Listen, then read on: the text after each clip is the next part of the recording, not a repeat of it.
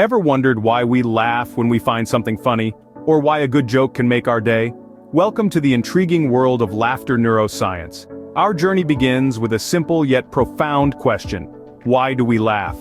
Laughter is a universal human phenomenon, transcending cultures and languages. It's an essential part of our social interactions, helping us bond with others, express joy, or even cope with stress. But what happens in our brains when we laugh? What intricate processes and pathways are involved? And how does this all tie into the broader context of humor and its effects on our mental and physical health? These are the questions we'll explore, diving deep into the fascinating science behind one of humanity's most common and yet most mysterious behaviors. So buckle up as we embark on this fascinating journey to understand why we laugh. When we laugh, our brain is actually working hard. It's like a comedy club in there with different regions playing specific roles. Now, let's meet the key players in this cerebral comedy club. First up, we have the frontal lobe, the master of ceremonies, if you will. It's responsible for social judgment and decision-making. When a joke comes along, it's the frontal lobe that first decides whether it's funny or not. It's the one that cues the drum roll, setting the stage for laughter. Next, we have the amygdala, the brain's emotional headquarters.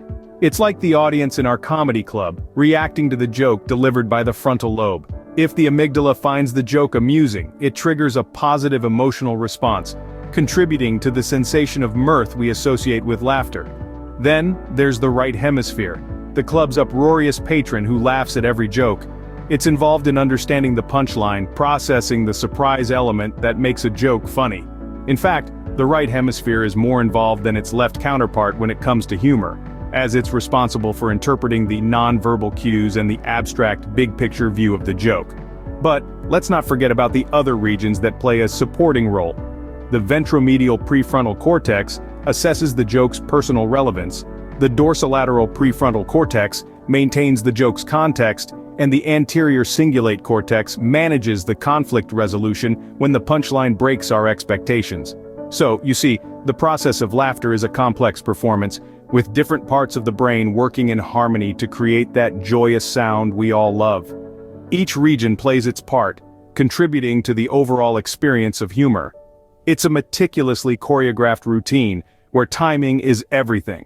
In essence, laughter is not just an emotional response, but a cognitive one as well. It's a testament to the incredible complexity and sophistication of our brains. So, each time you laugh, remember, it's a result of a fantastic performance by your brain's comedy club. Now let's delve deeper into the humor circuit, the process our brain goes through when we hear a joke. Imagine you're watching your favorite sitcom. One of the characters cracks a joke and you burst into laughter. Have you ever wondered what exactly happens in your brain during that moment? Well, let's break down this fascinating process. First, when you hear or read a joke, the language processing areas of your brain, such as Wernicke's area and Broca's area, get to work. They decode the words and structure of the joke, helping you understand its linguistic context. Next, the frontal lobe, particularly the prefrontal cortex, steps into the spotlight. This region is associated with critical thinking and decision-making. It helps you to recognize the incongruity or surprise element in the joke, which is often what makes it funny. But understanding the joke isn't enough to trigger laughter. The amygdala, an almond-shaped structure deep inside the brain, also plays a crucial role. It's responsible for our emotional responses. When the amygdala recognizes the joke as funny, it triggers a positive emotional reaction. In this case, amusement. This amusement then travels to the ventromedial prefrontal cortex, where the brain decides whether or not the joke is funny enough to warrant a physical response.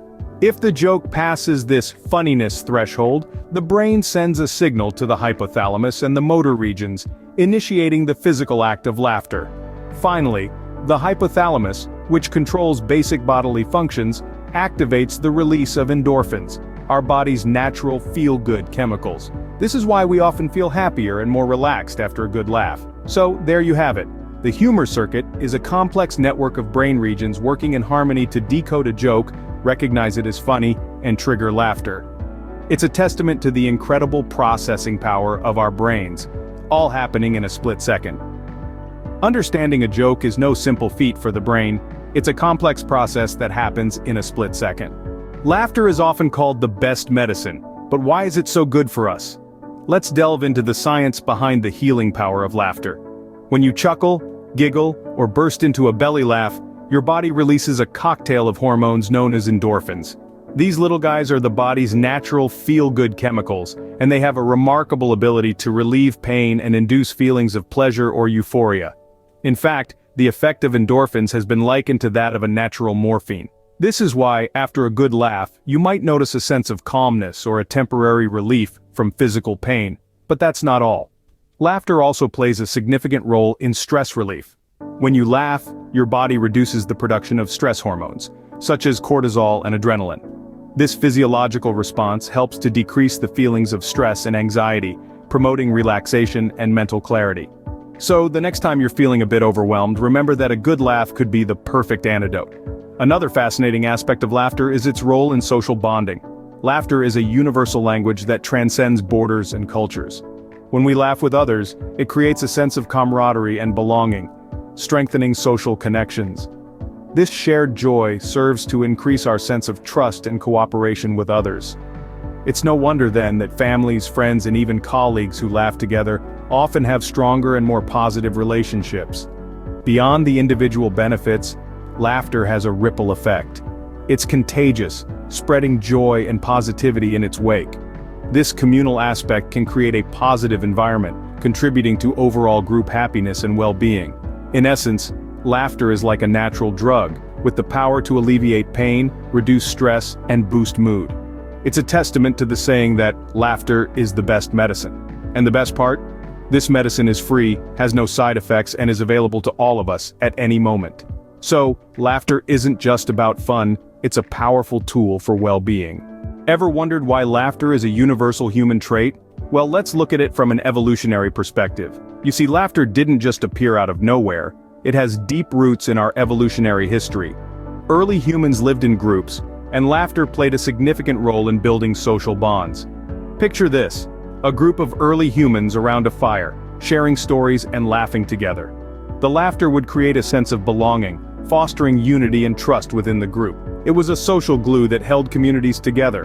But laughter was not just about bonding, it was a survival mechanism too.